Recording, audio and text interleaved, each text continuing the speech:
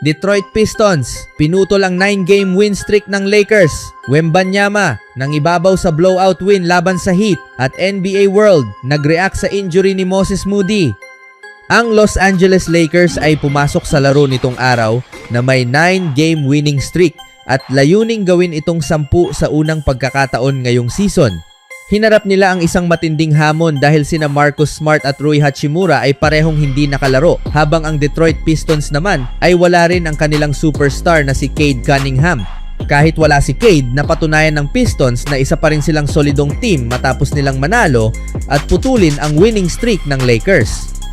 Si Luka Doncic, na kamakailan lamang ay muling pinangalan ng Western Conference Player of the Week sa ikalawang sunod na pagkakataon, ay nagpatuloy sa kanyang mainit na laro sa pamamagitan ng pag-score ng unang 5 puntos para sa Lakers.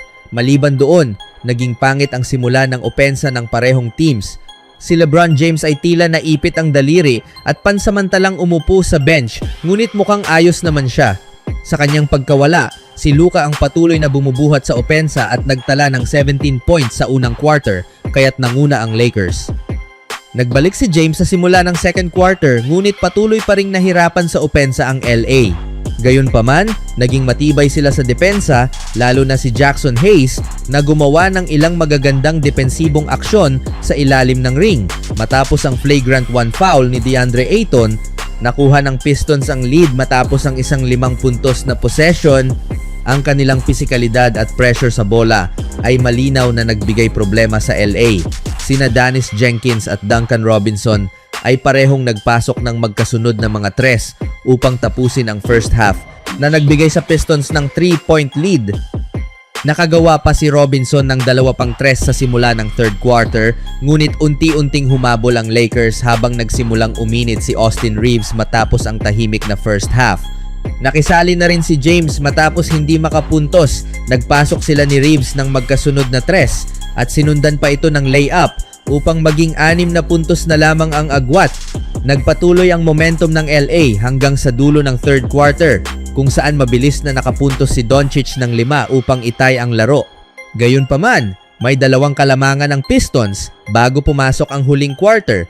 Patuloy ang turnovers ng Lakers sa simula ng huling yugto na nagbigay daan sa Detroit na muling lumamang ng 6 hanggang sa ma-foul si James sa isang 3-point attempt. Sa dulo ng laban, naging sandigan ng Pistons si Jenkins sa pag-score upang mapanatili ang kanilang kalamangan. Nakahabol ang LA at naitay ang laro sa huling minuto, ngunit nagpalitan ng puntos ang magkabilang panig. Sa mga huling segundo, hindi na ipasok ni Doncic ang mahahalagang shot habang naging matatag ang depensa ng Detroit, kaya nakuha ng Pistons ang panalo. Mas magiging madali ang schedule ng Lakers sa mga susunod na laro dahil tatapusin nila ang kanilang road trip laban sa Indiana Pacers bago bumalik sa kanilang tahanan upang harapin ang Brooklyn Nets at Washington Wizards. Sa sumunod na balita naman, ang San Antonio Spurs ay nagtala ng komportableng panalo laban sa Miami Heat ngayong araw. Sa kanilang ika-6 na sunod na panalo, patuloy na pinapatunayan ng Spurs na isa sila sa pinakamahusay na team sa liga at umangat ang kanilang record sa 54-18 ngayong season. Halos walang pagbabago sa lead. Dinomina ng Spurs ang Heat mula umpisa hanggang dulo. Umabot pa sa 30 points ang kanilang lead sa isang bahagi ng laro, kaya't epektibong nabuwag ng San Antonio ang depensa ng Miami at napanalunan din nila ang season series laban sa Heat. Isa ang Spurs sa pinakamatagumpay na team mula noong Pebrero ngayong taon na may record na 21-2 sa nakaraang 2 buwan dahil sa MVP level na laro ni Victor Wembanyama at sa ambag ni De'Aaron Fox at Stephon Castle bilang mga katuwang. Tila unstoppable ang San Antonio. Napakahusay ni Wembanyama laban sa Miami Heat. Bagamat may mga nagsasabing nahihirapan siya laban sa tambalan ni Bam Adebayo at Kelly Oubre, malinaw na sinagot ng kanyang performance ngayong araw ang mga pagdududang iyon. Pinatunayan na niya na isa siyang elite two-way big man at ang laro niyang ito ay patunay doon. Sa loob lamang ng 26 minutes, nagkaroon siya ng malaking epekto sa laro sa pamamagitan ng balansing pag-score sa 4 na quarter. Kahit nahirapan siya sa 3-point line, ipinakita ng larong ito ang kanyang kakayahang makaapekto sa kabuuang laro. Ipinamalas din niya ang kanyang playmaking. At sa edad na 22 years old, patuloy niyang pinauunlad ang iba't ibang aspeto ng kanyang laro.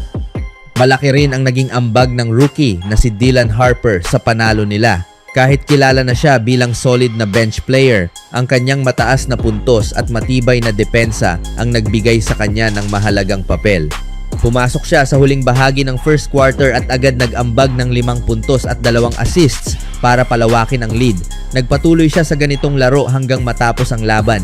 Sa season na 2025-2026, may average siyang 11.4 points, 3.4 rebounds at 3.8 assists kada laro. Dahil sa kanyang performance na lampas sa average, posible siyang makakuha ng mas maraming playing time.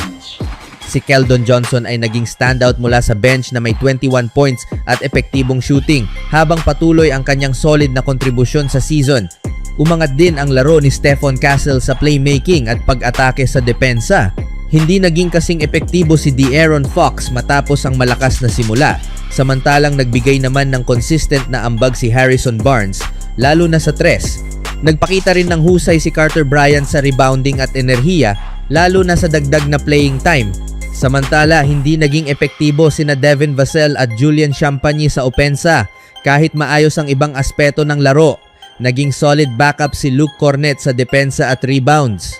Sa huli, kontrolado na ng Spurs ang laro kaya limitado na ang ambag ng ibang players. Sa huling balita, hindi makahanap ng pahinga ang Golden State Warriors ngayong season pagdating sa sunod-sunod na injury. Matapos makatanggap ng balita na si Stephen Curry ay gumagawa ng magandang progreso, tila naman nawalan ang Warriors ng isa pang player dahil sa injury. Bumagsak si Moses Moody dahil sa isang malubha at tila seryosong injury sa tuhod habang nanalo ang Warriors sa Dallas Mavericks sa overtime.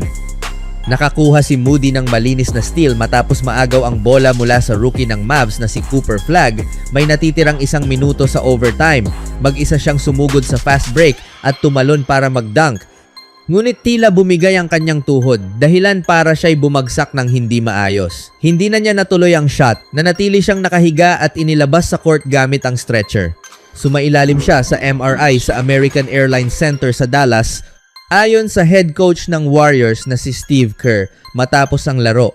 Nakita ko kung paano bumigay ang kanyang binti at kung paano siya bumagsak sa sakit, sabi ni Kerr.